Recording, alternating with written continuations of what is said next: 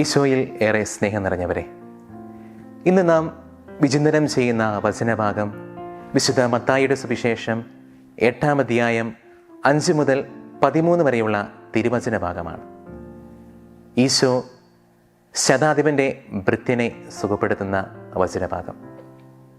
ഈ ഒരു അത്ഭുതം ഈശോ പ്രവർത്തിക്കുന്നത് കഫർനാം എന്ന് പറയുന്ന നഗരത്തിൽ വെച്ചാണ്. എന്താണ് ഈ ഒരു നഗരത്തിന് ഇത്രമാത്രം പ്രത്യേകതയുള്ളത്? അതിൻ്റെ പിന്നിൽ ഒരുപാട് കാരണങ്ങളുണ്ട്. യേശു തൻ്റെ പരസ്യ ജീവിതകാലം ഏറ്റവും അധികം ചെലവഴിച്ച സ്ഥലങ്ങളിൽ പെടുന്ന ഒരിടമാണ് കഫർനാം എന്ന് പറയുന്നത്. അതുപോലെ തന്നെ യേശു കൂടുതൽ അത്ഭുതങ്ങൾ പ്രവർത്തിച്ച ഒരു നഗരവും കൂടിയാണ് ഈ കഫർനാം. ഈ ഒരു നഗരത്തിലേക്കാണ് ശതാധിപൻ കടന്നു വരുന്നത്.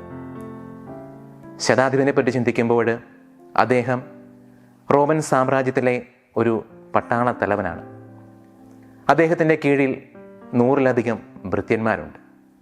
ആ ഒരു തലവൻ യേശുവിനെ കാണാൻ കടന്നു വരുമ്പോൾ ആ ഒരു കണ്ടുമുട്ടലിനെ നമുക്ക് ദൈവരാജ്യവുമായി ബന്ധപ്പെടുത്താവുന്നതാണ്.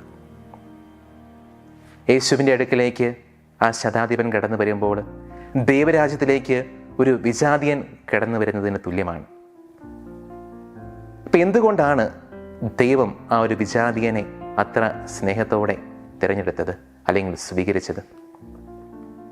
ഈ ഒരു കണ്ടുമുട്ടൽ നമ്മുടെയൊക്കെ ദൈവരാജ്യത്തിലേക്ക് കടന്നു ചെല്ലാനുള്ള പ്രതീക്ഷകളെ തകിടമറിക്കുന്ന ഒരു കണ്ടുമുട്ടലാണ്. നമ്മളൊക്കെ വിചാരിക്കും, നമ്മളൊക്കെ ക്രിസ്ത്യാനികളായതുകൊണ്ട് എത്രയും വേഗം നമുക്ക് ദൈവരാജ്യം സ്വന്തമാക്കാൻ സാധിക്കുമെന്ന്. പക്ഷേ യേശുവിൻ്റെ ചിന്തയിലുള്ള ആ ഒരു തിരഞ്ഞെടുപ്പ് നമ്മുടെയൊക്കെ ചിന്തകളെ തകിടമറിക്കുന്ന തരത്തിലുള്ളതാണ്.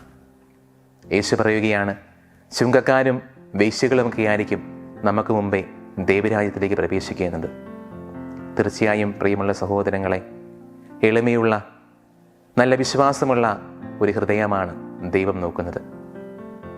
നമ്മുടെ ഉള്ളിലുള്ള അഹങ്കാരത്തെ തള്ളിത്താഴ്ത്തി നമ്മുടെ ഉള്ളിലുള്ള വിശ്വാസത്തെ പടുതുയർത്തി ദൈവരാജ്യം നമുക്ക് സ്വന്തമാക്കണം.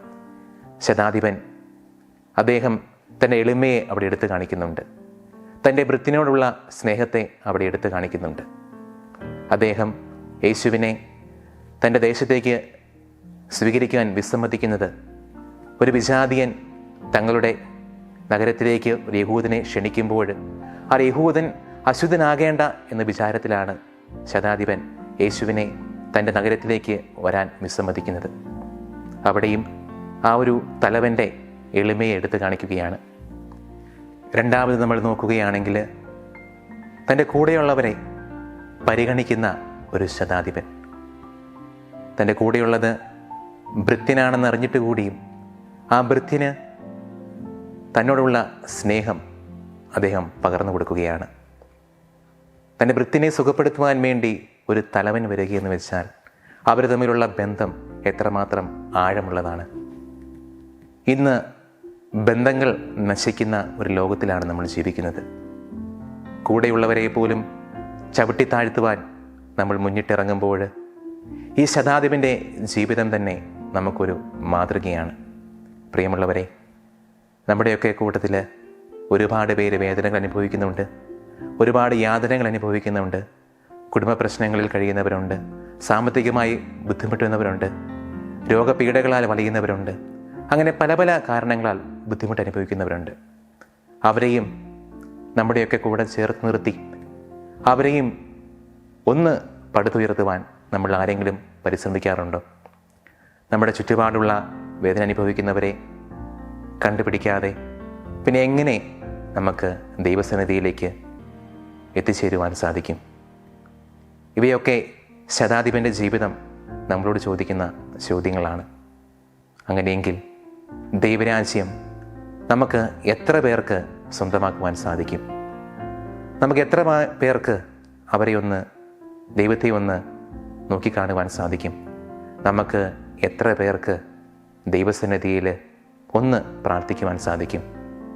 ഈ ഒരു ചിന്ത നിങ്ങളുടെയൊക്കെ ജീവിതത്തിൽ, നമ്മുടെയൊക്കെ ജീവിതത്തിൽ ഒരുപാട് ആഴങ്ങളിലേക്ക് എത്തിപ്പെടുവാൻ സാധിക്കട്ടെ.